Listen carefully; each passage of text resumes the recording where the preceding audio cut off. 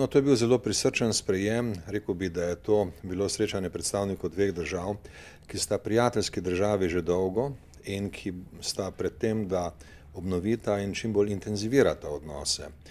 Slovenija pozna Kuvajt in Kuvajt pozna Slovenijo. Res je, da smo imeli v preteklih letih nekoliko nižjo intenziteto sodelovanja. Slovenija je tudi dajala veliko prednost svojemu članstvu v Evropski uniji. No, sedaj pa gre za to, da Slovenija naredi svoje mednarodno sodelovanje čim bolj raznovrstno, da poišče partnerje, ki bodo tu pomagali, in Kuvajt je tak partner na vseh področjih, na področju finančnega sodelovanja, trgovine, energetike, na področju zdravstvenih storitev. Skratka, imamo zelo obširen dnevni red, kjer lahko naredimo še veliko. In kot veste, pričakujem, da bomo tudi podpisali potrebne sporazume, ki jih do sedaj nismo imeli.